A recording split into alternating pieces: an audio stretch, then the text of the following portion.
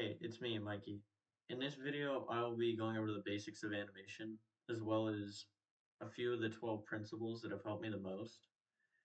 I'm going to be using Adobe Animate for this tutorial, but any animation software should work.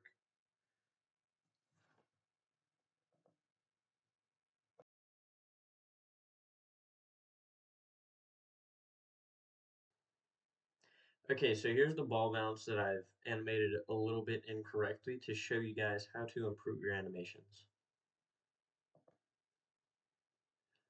The first thing I want to point out is how the ball goes the same speed the entire time while it's moving. Realistically, if a ball were bouncing like that, it would speed up before it hit the ground, slow down really fast, and then shoot up and then slow down at the top.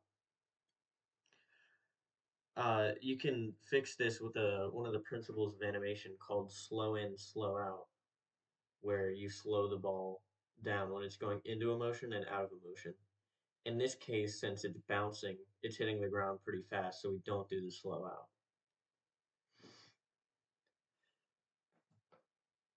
All right. Now, I'm going to copy and paste the same drawing because I'll explain the other principle later. Fuck. Okay. You know what? I'll just isolate.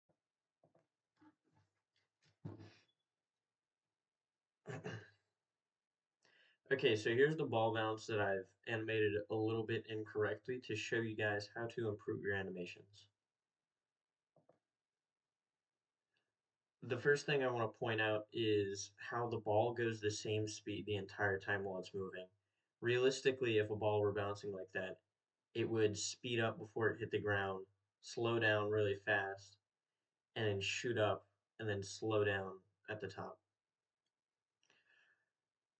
You can fix this with one of the principles of animation called slow in, slow out, where you slow the ball down when it's going into a motion and out of a motion.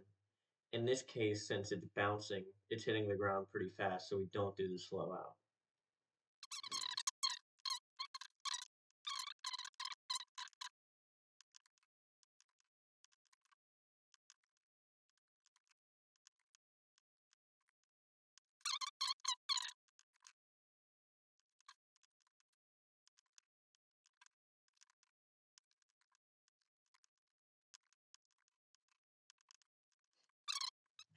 Notice how the animation's already starting to look better, and we just changed the spacing of a few frames.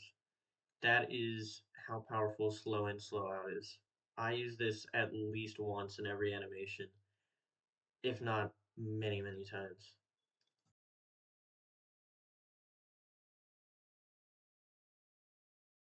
So the next thing I'm going to be going over is the principle of squash and stretch.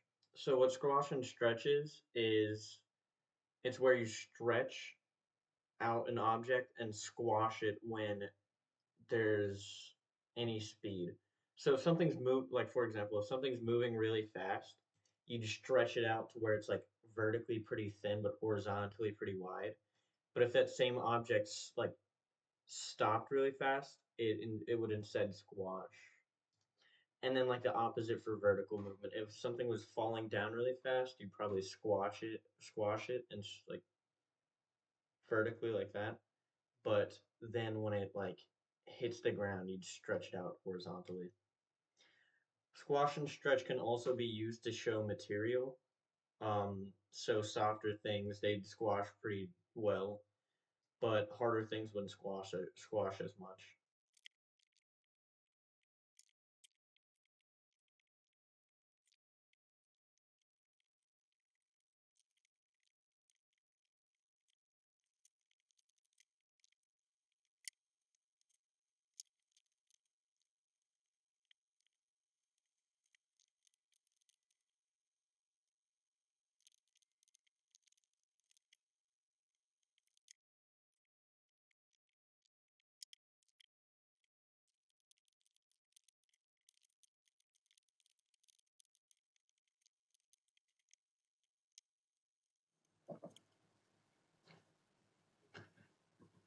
So even though the animation is a little bit rough, you can still see how adding some squash and stretch can give your animation more weight and personality. Um, you might have seen me go in and correct the frames by shrinking them vertically and horizontally. And that's because you're gonna want to try and keep the volume of the circle the same size throughout the entire animation.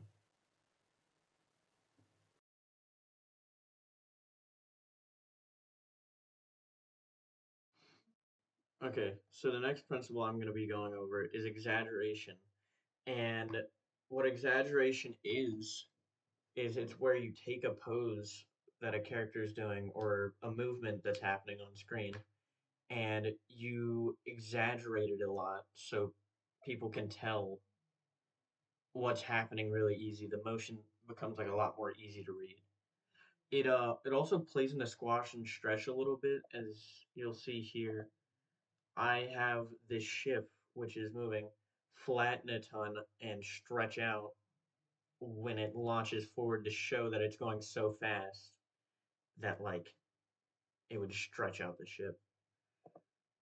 And then you can also see it right here when he hits the brakes.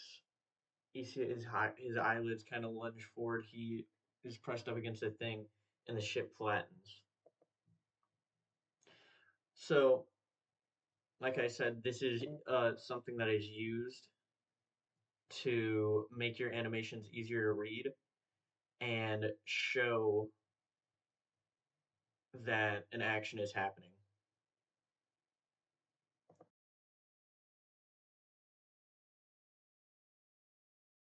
The next principle of animation I'm going to be going over is anticipation.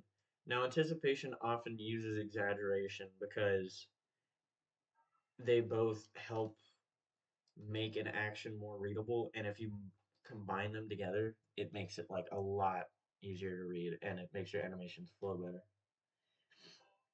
So anticipation is what happens before an action to let the viewers know that an action is about to happen.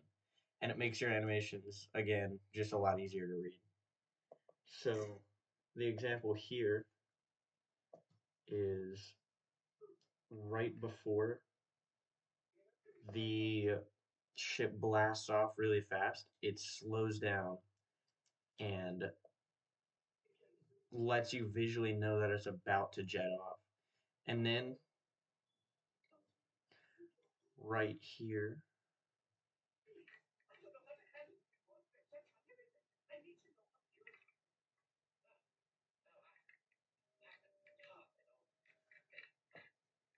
you can see before it sinks down into the house, the ship briefly rises up to let you know it's about to happen.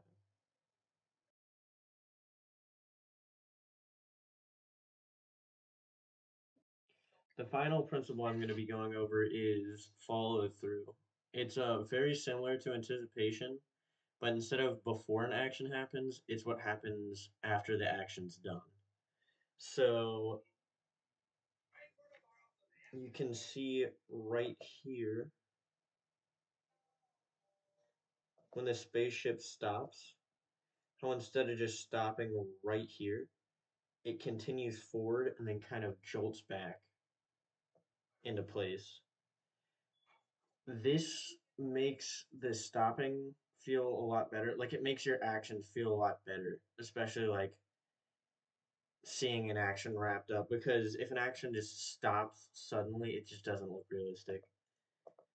Another example in this video is a head-on example where instead of just stopping and like just getting close and then backing up, I actually had the spaceship lean forward like it was stopping really quickly. This will make your animation more realistic, it'll make it easier to buy, and it also just makes it look better overall. Thank you for watching this tutorial. I hope you learned a lot from it, and I hope you enjoyed how I showcased the different principles. If you would like to learn more about principles of animation specifically, there's a really good series on YouTube by Alan Becker that covers all 12. If you would like to see more about animation in general, I will be making more videos. I'll release about two more, and I'm releasing them every 2 weeks for now. Anyways, I hope you enjoyed. Thank you for watching, and I'll see you on the next one.